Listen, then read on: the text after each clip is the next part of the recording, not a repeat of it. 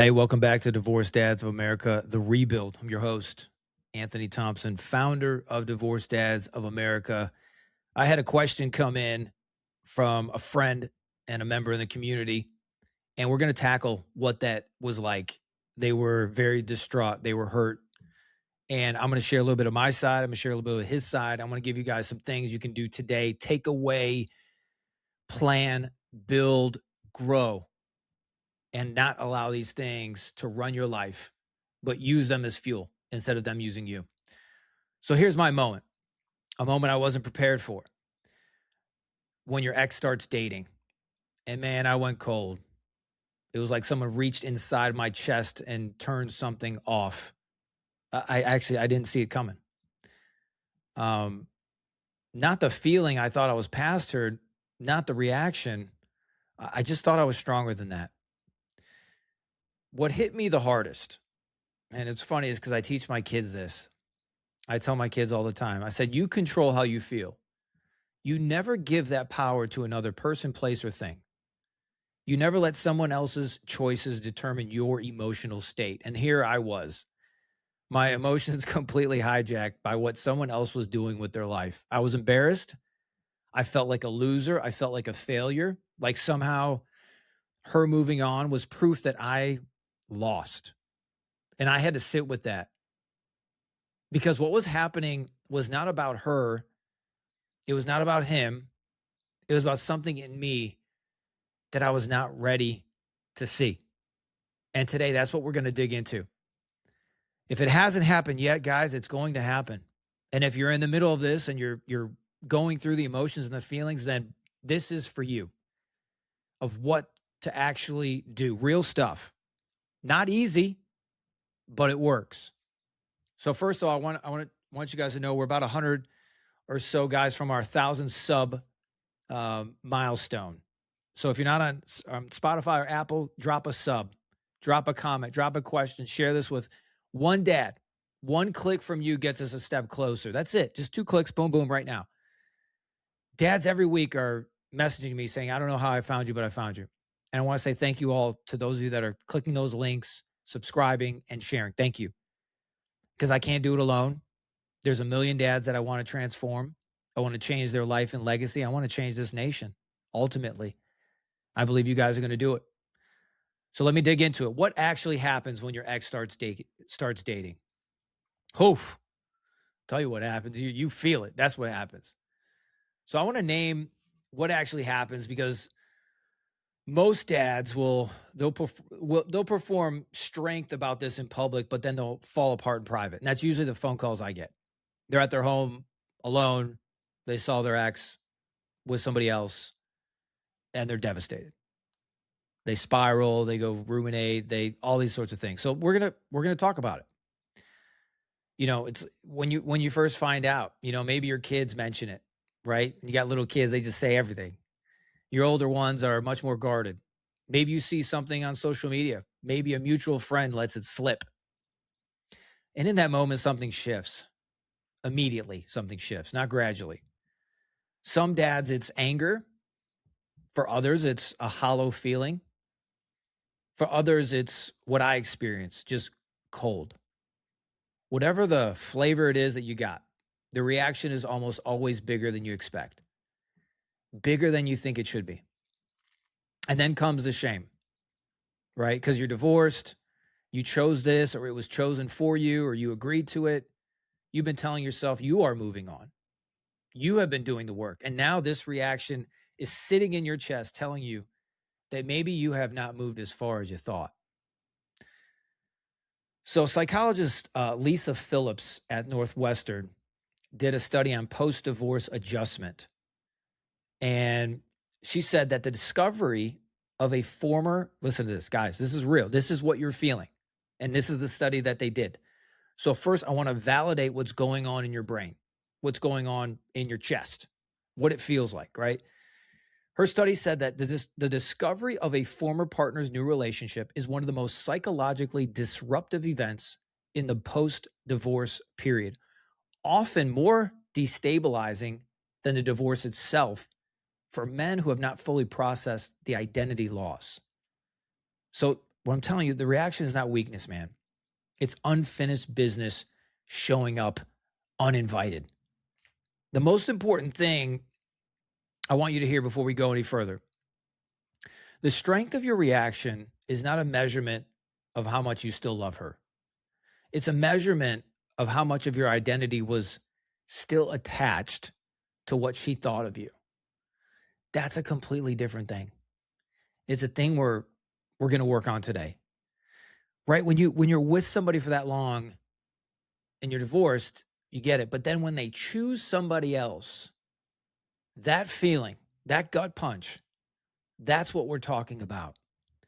It's this reality of this separation of these two people no longer together. Many of you, your best friend, the love of your life, the never imagined it would happen.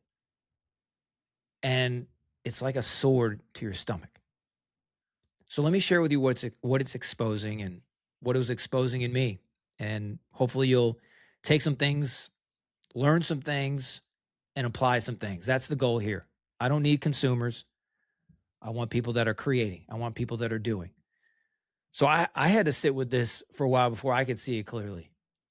Because, man, my first instinct was to make it about her, right? She moved on too fast or wasn't sad enough, didn't honor maybe what we had. And guys, at this point, if you're here, that ship probably sailed a long time ago and you're just catching up. The real issue was this. Part of my identity was still tied to being her person, even after the divorce, even after I thought I had moved on. Some part of me was still measuring my value through her lens. So then when she chooses someone else, that lens told me, Anthony, you were replaced. Anthony, you're not enough. That the man she moved on to was better than the man I had been. None of that was necessarily true, but I tell you what, the feeling is real, and you know it. The feeling is real. And feelings do not care about truth until you make them. Listen to that. Feelings don't care about truth unless you make them care. So here is the reaction. This is sort of what it's being exposed. Here's what was being exposed. First, unprocessed grief. Probably not for her, but for the identity of being a husband. For the version of life you thought you were going to have. Second is just comparison. You immediately start measuring yourself against a man you've never met. And that sucks, because you don't know the whole story. You really don't know anything, but man, your brain sure brings up all sorts of things about maybe who this person is or what you weren't, how you suck, how you're a failure, all those kinds of things. That's what I was going through, this comparison. Third, man, is this external validation. You were still looking to her choices to tell you something about your worth. And it's a dangerous place for a divorced dad to live, that your value was determined by how she was feeling about you. And I feel that, and I know that. And that's many of the times that I had to go through that. There's some research from Kristen Neff, University of Texas, about some research on self-compassion, and found that men who derive their self-worth primarily from external validation sources show significantly higher emotional volatility after partner rejection events than men who have developed internal self-worth. The reaction to your ex dating is just a diagnostic. It just tells you exactly where your self-worth is still being sourced from. I need you to hear that. The feelings you have are not wrong. It's just telling you why they're there. It's like looking at the dashboard and saying, okay, this is exposing something. This is exposing some value. This is information. What can I do with this information? What is it really telling me? So in the beginning, I said that, I tell my kids all the time that you control how you feel, but I was not. I absolutely was not. I had to look at that honestly, not with shame, but with curiosity. What is this telling me about where I need to work?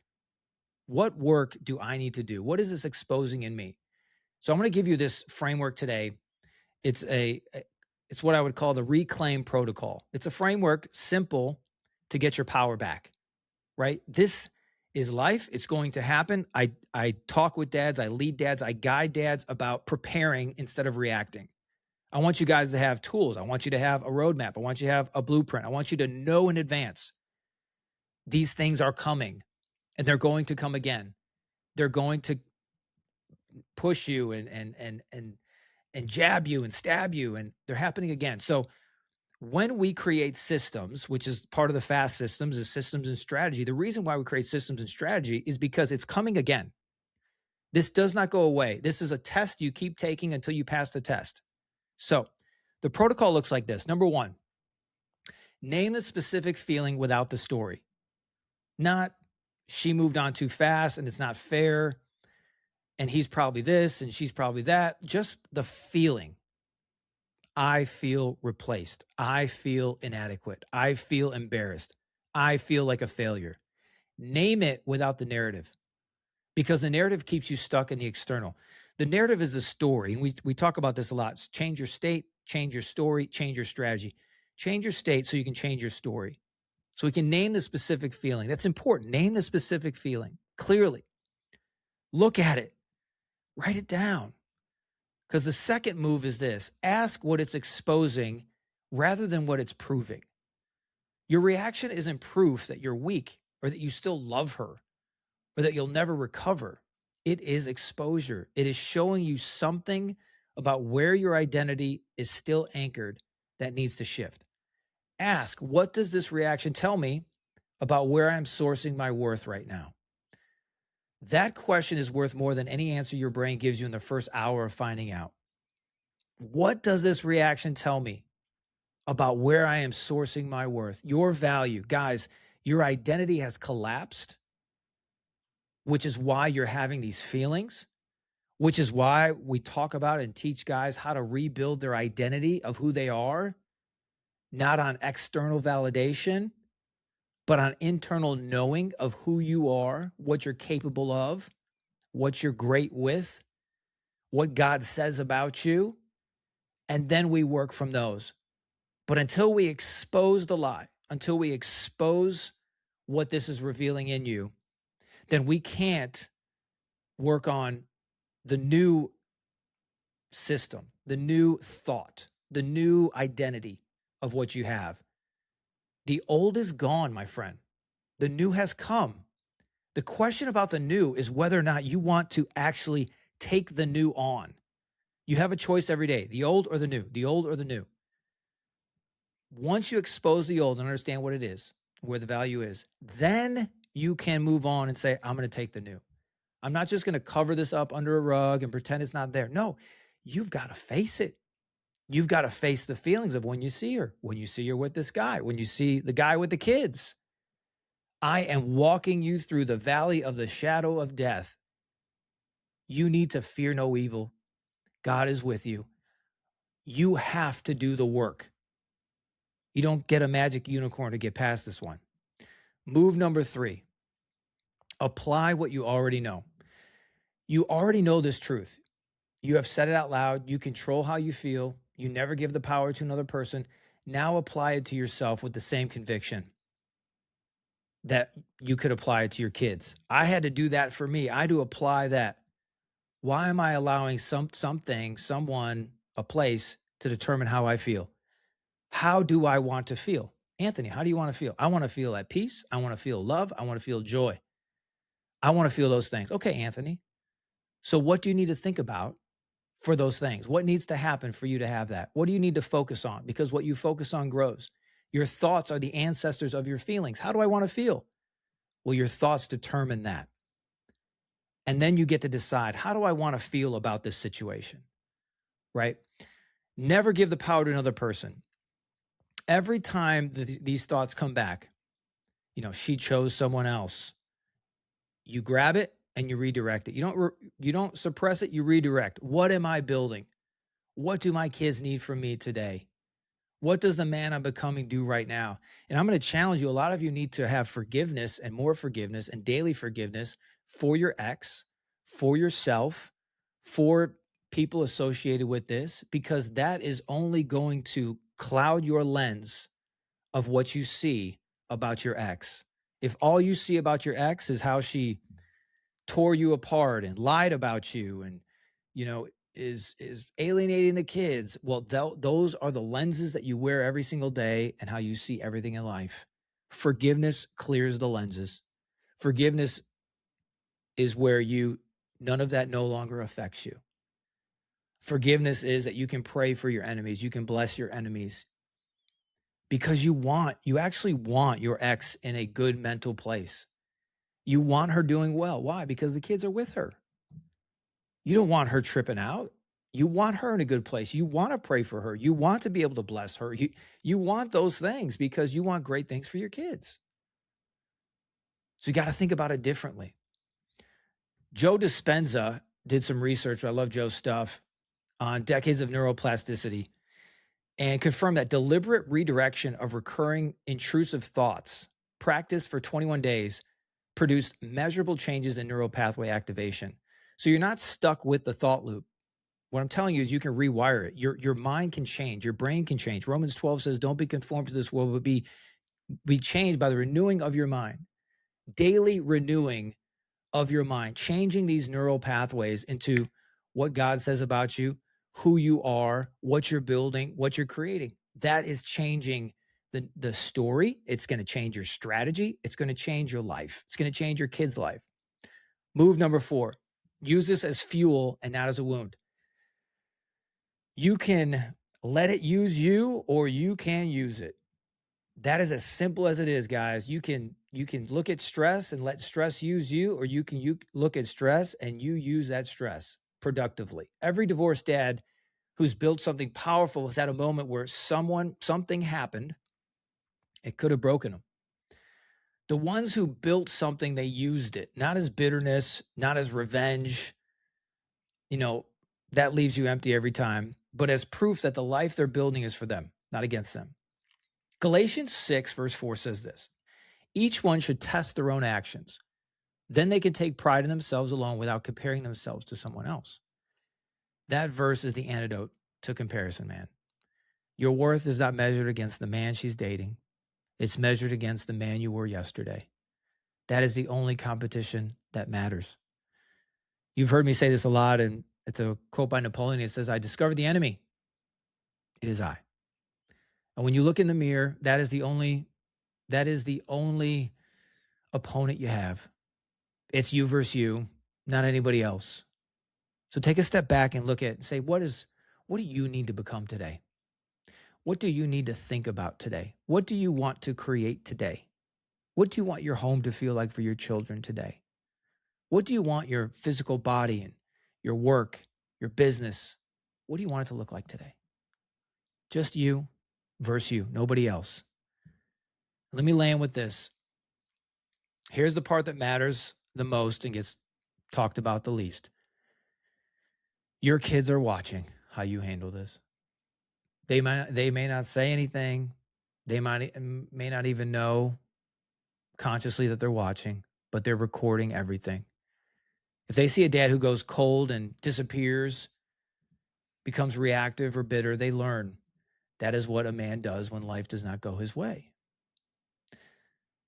That is, my friends, many times what we see in children. Doesn't go their way and they freak out.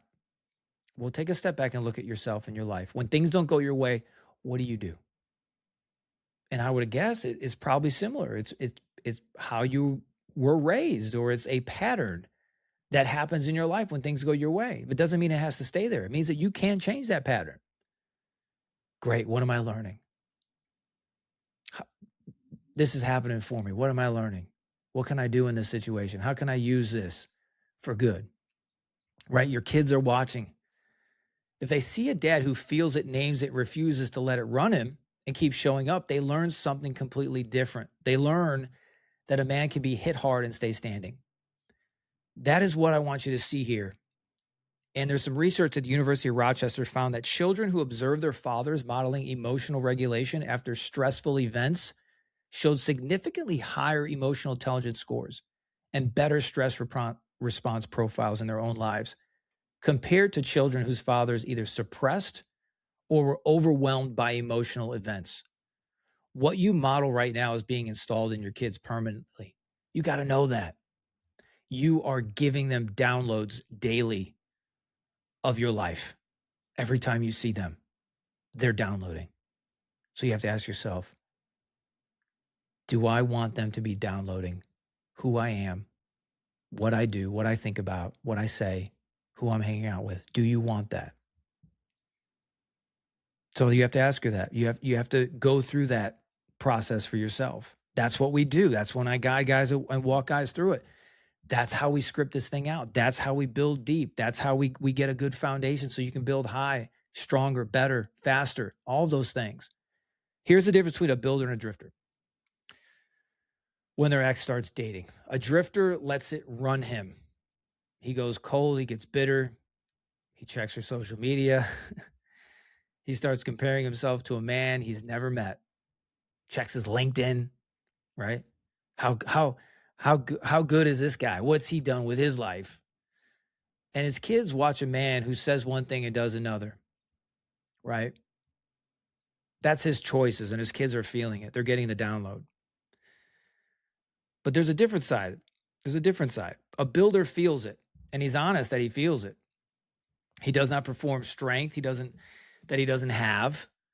He asks the right question. Not what does this prove, but what does it expose? He names the feeling without the story. He redirects deliberately. He uses it as fuel for the life he's building, not as a proof of the life he lost. And when his kids ask him how he's doing, he tells them the truth. I felt something hard today and I handled it, because that is what we do. We feel it and we keep building. Your ex moving on is not the end of the story, man. It's a chapter where you find out what you're actually made of. I want to encourage you to go get it and go build. If this episode hits you, do move one of the Reclaim Protocol today. Name the specific feeling without the story. Write it down. Just the feeling, not the narrative. Write about what it's exposing. That's where the work starts. Follow the show on Spotify or Apple. We're almost at 1,000. Those of you can drop some subs. I know there's at least 100 of you can drop a sub. Drop one. One click from you right now gets us one step closer to reaching thousands and thousands of dads, transforming their life and legacy. I love you guys. I pray for you every day. God bless you. I'll see you on the next one.